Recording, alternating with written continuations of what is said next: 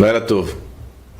לפני זמן קצר, משטר הטרור האיראני שיגר טילים לעבר שטח מדינת ישראל. נערכנו לכך. צה"ל ערוך חזק בהגנה וחזק בהתקפה. מערכות ההגנה האווירית פרוסות בכל רחבי הארץ.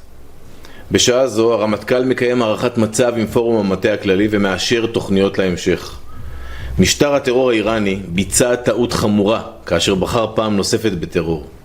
המשטר מנסה לייצר משוואה חדשה, כאשר הוא מבצע ירי ישיר לשטחנו בתגובה לתקיפות צה"ל בדחיה. אנחנו לא נאפשר זאת. תקפנו בדחיה בעקבות הירי הבלתי פוסק של חיזבאללה לעבר יישובי הצפון. צה"ל ימשיך לפעול בכל רחבי לבנון ויעמיק את הפגיעה בארגון הטרור חיזבאללה. לא נאפשר המשך ירי לעבר אזרחי מדינת ישראל. בהתאם להערכת המצב ולאור המצב הביטחוני, הודענו על שינוי בהנחיות פיקוד העורף. אנחנו ערוכים לאפשרות של ירי נוסף לעברנו. מערכות ההגנה שלנו מצוינות, אבל ההגנה אינה הרמטית. המשיכו לנהוג באחריות ובקור רוח, כפי שעשיתם עד כה. אנחנו כבר מנוסים. אנחנו נוקטים את כל הצעדים הנדרשים כדי להבטיח את ביטחונכם. צה"ל ערוך ומוכן. אני אהיה כאן לעדכן אתכם בכל שינוי והתפתחות. לילה טוב. Pemirsa, untuk membahas saling serang antara Israel dengan Iran dan juga Israel dengan Lebanon, kita terhubung bersama pengamat Timur Tengah, ada Pak Hasibullah Satrawi. Assalamualaikum Pak Hasibullah. Waalaikumsalam, selamat siang Mbak Syafa. Selamat siang, apa kabar Pak Hasibullah? Baik, Alhamdulillah Mbak Syafa. Baik, ini Pak Hasibullah, Iran dan Israel kembali saling serang. Apakah ini akibat Israel yang terus-menerus membombardir Lebanon? Lalu bagaimana prediksi eskalasi konflik ini ke depannya? Terima kasih Mbak Syafa. Saya rasa memang perkembangan perang di Timur Tengah, terutama di antara Israel dan Iran, dalam 12 jam terakhir mengalami peningkatan yang luar biasa, seperti tadi telah disampaikan di pengantar. Namun yang ingin saya garis bawahi sebelum kita masuk kepada analisa lebih detail atau lebih mikro, bahwa serangan kali ini dilakukan pertama kali oleh Iran. Jadi Iran yang menyerang kepada Israel sebagai bentuk solidaritas terhadap agresi dan serangan yang dilakukan Israel ke Lebanon, terutama di kota Beirut bagian selatan. Jadi ini lebih sebagai solidaritas dari Iran kepada Beirut, ya, kepada Lebanon yang diserang oleh Israel dalam beberapa waktu terakhir. Dan yang menarik untuk kita bahas juga nanti ke depan adalah sikap Amerika.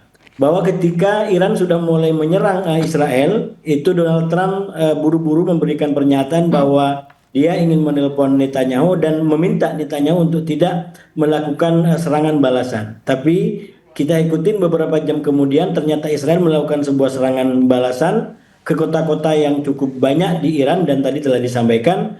Dan sekarang juga Iran sudah membalas serangan-serangan tersebut di Israel dengan cara yang lebih luas lagi. Kalau serangan pertama hanya terfokus ke wilayah-wilayah di Israel Utara, belakangan serangannya Iran sudah mulai meluas karena rupanya Israel tidak mau tunduk kepada ultimatum yang disampaikan oleh Iran bahwa serangan Iran dilakukan sebagai bentuk garis merah, peringatan kepada Israel agar tidak lanjut dalam agresi-agresi yang dilakukan di Lebanon, terutama di Beirut Selatan.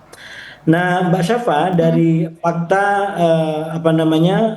fakta serang menyerang seperti ini, maka saya ingin membaca dalam beberapa poin analisa. Yang pertama, saya menganggap bahwa ini berbeda daripada perang 28 Februari, agak terbalik. Kalau dari sisi Iran, kalau perang 28 Februari itu dimulai oleh Amerika dan Israel, dan Lebanon atau Hizbullah akhirnya masuk dalam lintasan perang per 2 Maret sebagai bentuk solidaritas kepada Iran yang gara-gara serangan 28 Februari mengalami banyak tokoh-tokohnya meninggal dunia. Perang sekarang ini berbeda daripada perang sebelumnya karena justru inisiatif muncul daripada Iran, yang menyerang lebih dahulu adalah Iran kepada Israel. Dan motivasinya, kalau dulu Hizbullah yang solidaritas kepada Iran, justru sekarang Iran yang solidaritas kepada katakanlah Hizbullah atau Lebanon secara umum yang dibombardir oleh Israel. Jadi ini kayak semacam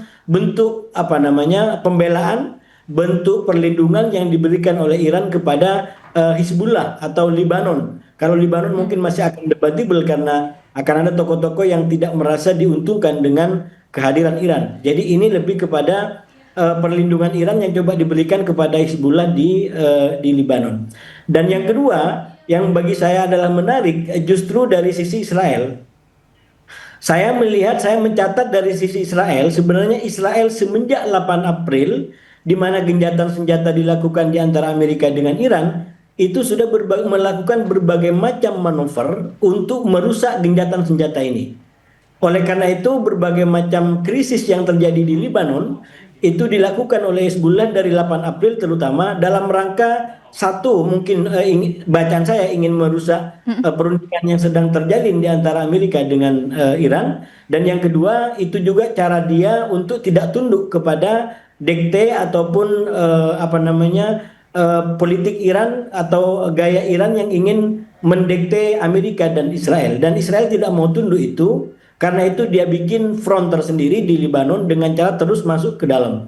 Nah, saya menganggap yang dilakukan oleh Israel di Lebanon itu seperti orang yang hendak membakar kertas-kertas perundingan yang sedang disusun, direvisi, diperbaiki di antara di antara Iran dengan Amerika.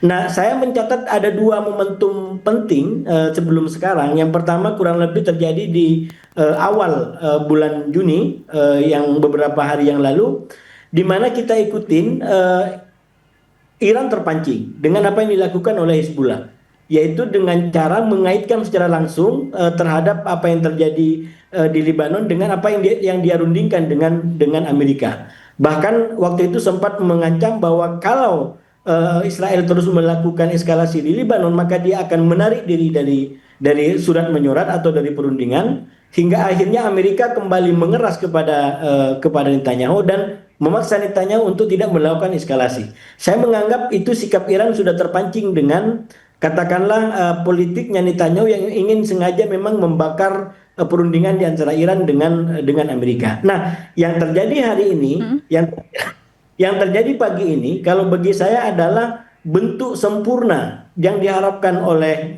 Israel dari Iran, di mana Iran betul-betul masuk ke dalam gelanggang ini dalam bentuk serangan langsung, sehingga saya kasih ilustrasi tadi, kalau dalam beberapa hari sebelumnya kertas itu hanya terancam terbakar, hari ini menurut saya kertas perundingan di antara Iran dengan Amerika sudah betul-betul terbakar. Dan kalau dikaitkan ini dengan sikap Trump yang pada pagi hari waktu Indonesia masih mencoba untuk menahan Netanyahu, tapi ternyata 1 jam kemudian Netanyahu bersikeras menyerang ke Iran, maka artinya secara politik ini Amerika sendiri atau Trump sendiri bisa dikatakan tidak lagi dihargai oleh lawan maupun kawan.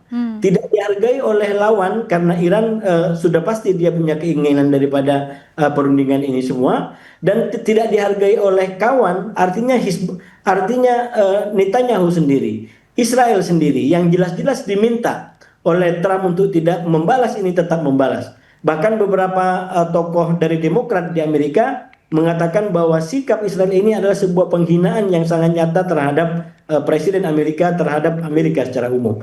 Jadi saya membaca dalam situasi seperti itu, maka sebenarnya Trump seakan-akan sedang mencoba untuk mempertahankan kertas perundingannya yang itu sudah dibakar oleh Netanyahu lewat perang ini, dan Iran saya melihat dia berada pada posisi karena dia adalah orang yang pertama menyerang, sudah pasti dia punya keinginan. Saya membaca Iran sebenarnya juga punya keinginan baik dalam konteks perundingan dengan Amerika atau dengan Israel. Kalau dengan Israel mungkin kepentingannya adalah bagaimana ingin menegaskan kepada Israel bahwa Iran tidak main-main di dalam menjadi penyeimbang kawasan sekarang. Jadi kalau dulu ketika Israel dan Amerika menyerang ke sana kemari nggak ada balasan, sekarang yang harus dipahami oleh Israel, Timur Tengah sudah mempunyai titik keseimbangan baru. Dan kalau ada sesuatu yang dianggap merugikan kepentingan keseimbangan baru itu, maka Israel juga bisa berada dalam ancaman. Keseimbangan baru itu adalah Iran. Nah, ini yang kalau saya baca Mbak Syafa, sebenarnya pola determinasi Iran itu bukan hanya terjadi belakangan, bukan hanya ujuk-ujuk. Saya sudah mendeteksi, saya sudah membaca per tanggal 21 April Kalau dalam catatan saya itu fase kelima dari perang ini. Sekarang saya menyebut sekarang berada dalam fase ke-10 di mana salah satu petanda utamanya adalah Iran tidak hanya determinan di perundingan, dia tidak hanya menjadi faktor di lapangan, tapi dia juga bisa menginisiasi serangan lebih dulu. Dan inilah yang terjadi hari ini, di mana Iran menjadi pihak pertama yang melakukan sebuah serangan kepada Israel yang dianggap Israel sudah melewati batas atau garis merah yang telah diberikan oleh. Jadi ini perubahan-perubahan yang sangat fundamental yang sekarang terjadi di Timur Tengah. Baik, jadi apa yang membuat atau motif dari Israel sehingga sengaja tidak menggubris seruan Amerika Serikat ini, Pak Hasibullah, untuk tidak lagi menyerang Lebanon? Saya rasa memang perang ini pada akhirnya membawa jalan yang berbeda, kepentingan yang berbeda di antara Israel, Netanyahu persisnya, dengan Trump. Kalau Trump karena kepentingan-kepentingan politik seperti banyak sudah dibahas gitu ya, mungkin secara pribadi Trump nggak peduli, tapi sekali lagi dia manusia politik. Dia adalah berada di dalam iklim politik. Karena itu walaupun Trump tidak peduli, katakanlah benar begitu, dengan perkembangan-perkembangan politik yang ada, tapi orang-orang di sekitarnya, partainya berkepentingan dengan agenda-agenda politik. Itulah yang kemudian membuat Trump mau tidak mau mengedepankan pendekatan diplomasi untuk mendapat apa yang dia mau dari Iran. Tapi perkembangan yang justru berbeda menurut saya ada di Israel. Israel dengan adanya perang ini berbeda baik secara pemerintahan maupun masyarakatnya daripada Amerika. Yang pertama, perang 40 hari kemarin sudah menunjukkan bahwa ternyata Iran nggak main-main. Iran betul-betul menjadi ancaman bagi Israel, dan perang 40 hari belum meruntuhkan Iran. Karena itu kalau kita baca pendapat-pendapat publik di Israel, lebih banyak yang menginginkan perang ini berlanjut. Karena sekali lagi mereka udah kadung tahu bahwa rudal-rudal Iran betul-betul sampai dan menjadi ancaman bagi nasional Israel. Dan yang kedua, Netanyahu punya kepentingan sendiri yang istilahnya dia mengambil keuntungan di tengah perkembangan-perkembangan yang ada, yaitu bahwa Israel sebentar lagi akan mengadakan pemilu, dan Netanyahu berada dalam keadaan koalisinya belakangan tidak cukup solid karena sekali lagi satu, dia dianggap tidak tegas menghadapi Trump, yang sekali lagi posisi politik Trump belakangan justru seakan-akan berlawanan dengan kepentingan Israel. Israel maunya Iran dihancurkan, tapi justru Trump tidak berada pada posisi untuk melanjutkan perang. Nah, oleh karena itu berbagai macam tekanan yang dilakukan oleh Trump belakangan kepada Netanyahu itu betul-betul membuat citranya Netanyahu hancur. Dia bahkan dianggap sebagai boneka. Dia tidak dianggap sebagai perdana menteri yang berkuasa. Dia dianggap sebagai politisi yang tidak punya keputusan karena keputusannya sudah diambil oleh Trump, oleh Amerika. Nah, ini situasi-situasi yang membuat Netanyahu berada dalam kondisi yang sangat dirugikan secara politik, karena kemudian dia tidak punya lagi jiwa atau gambaran yang sebagai pahlawan yang kuat membela Israel. Nah, ketika Iran ternyata menyerang Israel seperti ini, maka ini adalah momentum yang diambil oleh Netanyahu untuk satu, menegakkan marwahnya, menegakkan citranya di hadapan publik Israel, bahwa dia tetap membela kepentingan Israel, bahkan walaupun mungkin dikatakan bahwa dia melawan kepentingan Amerika. Karena sekali lagi kelompok-kelompok kanan di Israel sudah berada pada posisi saatnya kita berkata tidak kepada dikte Trump yang dianggap tidak sesuai dengan kepentingan Israel. Dan itulah menurut saya kemudian diambil oleh Netanyahu, sehingga walaupun diminta oleh Trump untuk menahan diri, tapi faktanya per detik ini, per jam ini, Netanyahu tetap masuk dan melakukan sebuah serangan balasan yang sangat keras dan cukup masif ke Iran. Baik, beberapa waktu lalu Presiden Amerika Serikat juga sempat menyemprot Perdana Menteri Israel Benyamin Netanyahu karena Israel terus menyerang Lebanon, bahkan katanya sampai menggunakan kata-kata kasar nih Pak Hasibullah. Apakah ini juga menunjukkan bahwa hubungan kedua negara memang sesungguhnya mulai retak, Pak Hasibullah? Ya, itu yang saya bilang tadi, perkembangan-perkembangan dari kedua belah pihak, Trump dengan Netanyahu, yang belakangan dipisahkan kepentingannya oleh waktu. Kalau awalnya disatukan, tapi belakangan justru waktu memisahkan kepentingan daripada dua pemimpin ini. Dan kita melihat paling tidak dari yang disampaikan di depan media, bahwa kedua pemimpin ini, Trump dengan Netanyahu yang awalnya dikenal sangat dekat, justru belakangan terlibat di dalam posisi dan keadaan yang berseberangan, sehingga muncul istilah-istilah tadi yang dikatakan penuh dengan krisis di antara mereka berdua. Namun demikian Mbak Syafa, saya melihat kita tidak bisa langsung menganggap seakan-akan itu seluruh ruang di dalam politiknya Netanyahu dengan Trump. Menurut saya masih banyak ruang-ruang lain, kemungkinan-kemungkinan lain yang mungkin berbicara dan keadaannya sebaliknya. Termasuk bisa jadi memang ini adalah kompromi ataupun koordinasi di antara Trump dengan Netanyahu untuk sama-sama seakan-akan tampil di luar, berada dalam keadaan krisis, padahal di dalam mereka saling bekerja sama. Saya selalu menyampaikan bahwa perang 40 hari itu kurang lebih juga sama, itu dimulai dengan perkembangan yang dikatakan negatif di antara Trump dengan Netanyahu, tapi kemudian kita melihat perang diambil dan dilakukan per tanggal 28 Februari, dan belakangan kita mengetahui bahwa ternyata keputusan perang itu sudah diambil jauh-jauh hari sebelumnya. Artinya sebelum berita cukup besar, cukup kuat tentang adanya krisis di antara